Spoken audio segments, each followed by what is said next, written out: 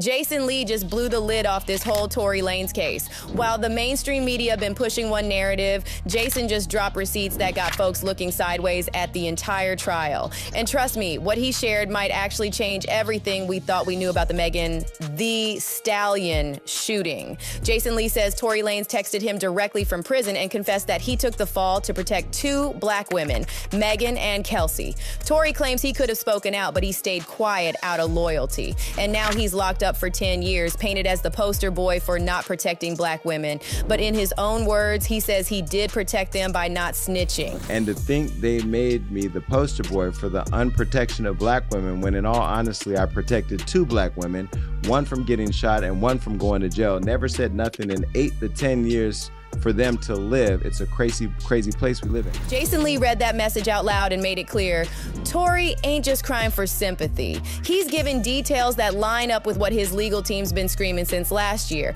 that Kelsey Harris, not Tory, was the one who fired the shots. And y'all, this lines up with what Sean Kelly, the only non-party witness, said in court. Dude testified he saw two women fighting. He even claimed the shorter guy, Tory, tried to break it up and stop the shooting. Tory's lawyers said the same thing. Kelsey fired the gun 3 times before Tory grabbed her arm, and 2 more shots went off. But guess what? They said Tory never even touched the weapon. Now let's talk facts. At trial, they kept saying the DNA on the gun was inconclusive. But now Tory claims he pushed his lawyer to retest it, and get this, he was 102% excluded from the DNA on the weapon. Meaning he didn't touch it, period. It was inconclusive on the gun DNA, but I always knew I never touched the gun, so I asked my lawyer to retest it, and sure enough, I was 102% excluded completely from everything, just like I said. So here's the real kicker. Why wasn't this brought up during trial? Tory's legal team now says the court suppressed critical evidence. His defense says this was a political trial, influenced by public pressure and media bias. And if you've been keeping up, Tory's team isn't sitting quietly. They just held a press conference alongside activist group Unite the People, calling on California Governor Gavin Newsom to grant a pardon.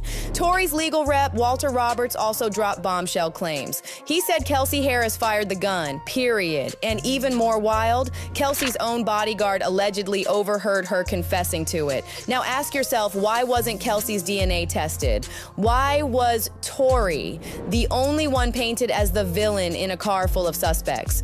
3 people were there, Megan, Kelsey, and Tory, but all eyes were on him. It's giving scapegoat energy. And remember, Kylie Jenner was also in the mix that night. Tory's team said she kicked both Megan and Tory out of her house after things got tense. Apparently, there was drama brewing way before the shots even went off. Some say Megan and Kelsey were already beefing over men like Ben Simmons and DaBaby. This whole situation messy as hell. And now that Jason Lee's airing Tory's prison texts, the internet is going wild. Tory even hinted he might be coming home soon. Could that mean his appeal is working, or is a pardon already in motion? I said, how are you? How you been? He said, incredible, in very high spirits and preparing to physically come home this year. Now, don't forget, Tory was sentenced to 10 years in 2023. But the way this new evidence lining up, the story is starting to flip. His legal team's fighting hard, claiming the original trial was full of holes and bias. And based on Jason Lee's intel, Tory been sitting on this truth for a minute. Meanwhile, Megan Thee Stallion been staying quiet lately. But fans are starting to ask questions. Why did she cut ties with Kelsey right after the incident? Why was Kelsey granted immunity before she even testified? Why was the only male witness ignored when he said the shooter was female? None of it adds up. The DDG and Halle drama took a turn, and it's all because DDG's brother Do-B started dragging Halle through the mud. He came out swinging and said Halle has been lying about everything, from the abuse allegations to what really went down between her and DDG. DDG's mom and brother Do-B jumped in real quick to defend him. They're basically saying, nah, this ain't the DDG we know. His camp is pushing the narrative that Halle is the one causing all the drama, not their boy. So here come the receipts. A video resurfaced of Halle being abusive toward DDG on a boat. Some thought it was all fun and games, but others thought it was sus. Then, another video of Halle being rude came about, but this time around Do-B, DDG's brother was in the spotlight. It looks like Do-B got shoved by Halle. The video shows DDG telling Halle to calm down, saying there are kids around.